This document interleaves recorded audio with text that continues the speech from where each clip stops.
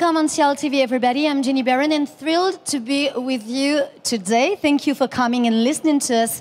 Today with me, Lamine Laouasnia, Head of Packaging here in Euromonitor International. Thank you, Lamine, for coming today. Thank you very much for inviting me. You're more than welcome. We're going to be talking about the new report that Euromonitor International has recently published. It is titled Redefining Snack from conventional snack to snack replacement. So the question is, we all know about the snacks, okay? We eat potato chips, we eat mini chorizo, but what is the future of snack? What is going to be like the snack replacements? Well, for the first time, we've been able to categorize different types of snack products, not just based on which category they sit in, so whether it's potato chips or chocolate confectionery, but we've also been able to define what sort of micro snacks are. So these snack replacements are, I guess, common staples that you would ordinarily find maybe in the cheese or yogurt aisle, but they've been specifically positioned and packaged to be eaten on the go and for snack purposes. And that's the category which we really see growing fastest globally in almost every market that we track. But what is like typical snack? So I guess a typical snack, or what we call a conventional snack, would be something like potato chips, chocolate confectionery, instant noodles. They tend to be found in the center aisles of supermarkets, and consumers already know what they are. Some consumers perceive them to be junk food, but they're our go-to comfort food, I guess. And snack replacements really vary from that because they're not really located in the snack aisles. They're located in the cheese aisles. So it's, rather than buying a block of cheese, you might find a small, like, Baby Bell. Piece of cheese. Yeah, exactly. Yeah. So that's really the key difference between the two categories. But is it like a global phenomenon or just a European phenomenon? Because we eat a lot here in Europe. It's not the case in Asia. It's not the case in Africa. So we don't have, everybody has not the same questions about food, about snack. So what about this phenomenon, this very particular phenomenon? I think that's a very good question. I think Thank you. Ultimately, it is a global phenomenon. Now, naturally, different countries are at different stages of their snack consumption and snack transition to snack replacements. So here in Europe, we, as you've already pointed out, we eat a lot of snacks. That's no doubt, even if you look at per capita terms. But actually... But, I mean, excuse me to cut you, but how do you explain that we eat all the time and a lot of snack? I mean, I think it's largely to do with lifestyle. I mean, the reality is we're quite busy. People work at different... Well, we have usually most households, two adults work. And we don't necessarily have the same working time. So whereas maybe 20, 30 years ago, we would eat breakfast, lunch, and dinner at the table. Absolutely. Nowadays, it's no longer the case. So if you take something like breakfast cereals, which aren't really regarded as a snack, they're regarded as a common staple food. That used to be sort of one of the pillars of breakfast in France, in the UK, in the US, etc. But I think what's happened now is breakfast cereals have declined primarily because people aren't eating breakfast at the table. So essentially, where we're eating food, in some ways, determines a lot of the food that we eat, the types of food that we eat. So as a result, what we've seen is a lot of breakfast cereal manufacturers have tried to create snack-positioned breakfast cereals. So we see a lot of these very innovative breakfast cereal pots, which come with a spoon inside, and some of the newer variants actually come with powdered milk, which ultimately means that as long as you have access to water, you can eat your breakfast cereal anywhere, whether it's on the train or at work, etc. Yeah, that's interesting. So that is the future of snack. Absolutely. That's I think, where all of our common staple foods are moving towards, and it's creating a new field of competition within the snacking area.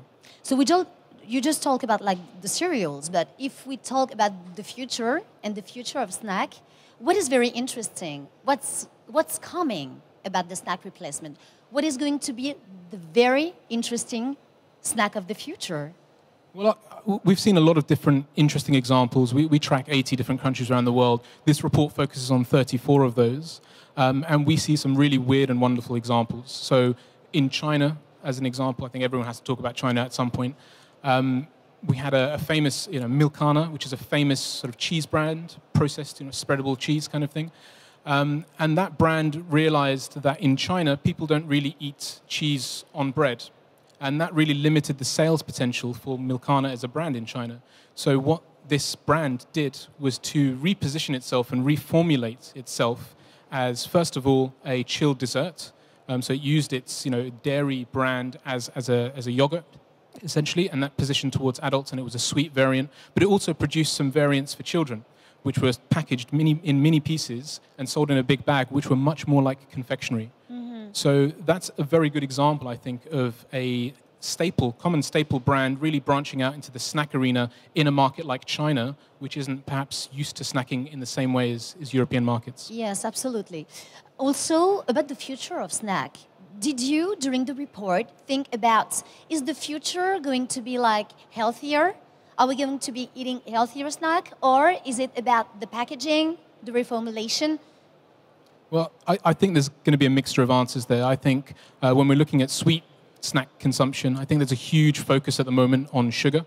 And I think in that regard, a lot of the innovation that we're going to see over the next couple of years, and indeed here at Cial, is going to be how do we make things naturally more healthy. And I think the key word there is naturally as well. It's not about putting in sweetener. It's about using other ingredients, natural ingredients, to sweeten the product. So I think in that regard, it's definitely going to be healthier in the sweet arena. Within savory snacks, I think that's not necessarily going to be the case. We don't really have that many savory snack options in most parts of the world.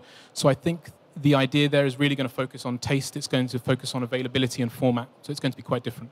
How about the new format? You talked about it with the kids, but also with the adults. How about it? In the pocket, new snack? I think the key trend of the moment really is on the go. So everything has to be made portable and suitable to take with you on the go, whether that's including a spoon with a yogurt or something along those lines. That's really going to be quite key for the future. There is also a difference in your report between like the sweet snacking and then the savory snacking. Can you tell us about it? Absolutely. But first of all, which one is your preference, sweet or savory? Well, that's the problem. I'm all about sweets, as you can see. But every woman is about sweet, no?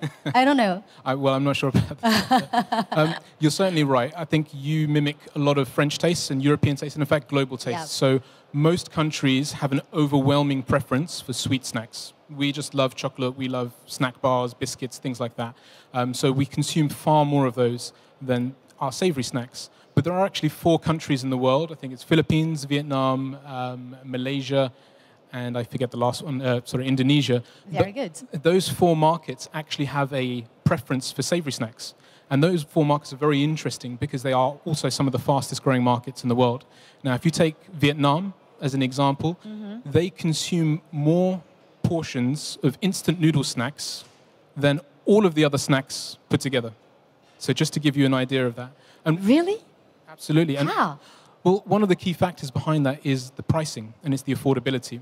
So a portion of instant noodles in Vietnam is on average 2.5 to 3 times cheaper than a bag of potato chips.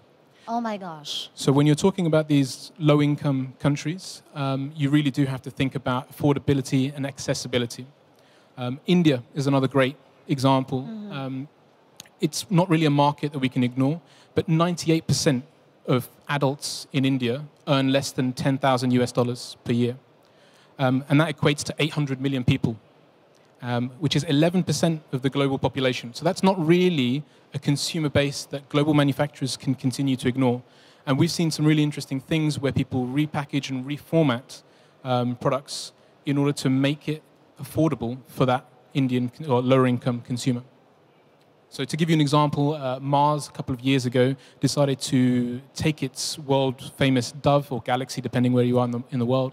They took that brand. They realized that there's no way they could sell it as it was to the average Indian consumer because the price was too high. And what they did is they chopped it up into a very small piece and they positioned it as an affordable luxury for lower income consumers. And that's a strategy that's really worked for them. Yeah, and that works. It's worth it. Absolutely. So if we could today conclude and do like a resume, all that we just talked about, what is the future of snack for you? Okay, well, I think the first thing to say is that snacking is bigger than just snacks. And I think you have to look at it as a consumer behavior, not just a particular product format.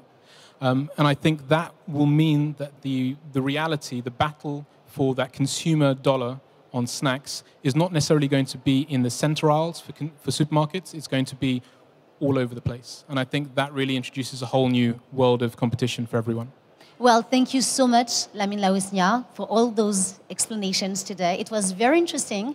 I will not see my snack like every day. I will see it very differently because it's such of a cultural thing. We can absolutely imagine it. I remind that you are the head of packaging in our Monitor. So thank you so much for being with us today. Thank you so much for watching and stay tuned on CLTV.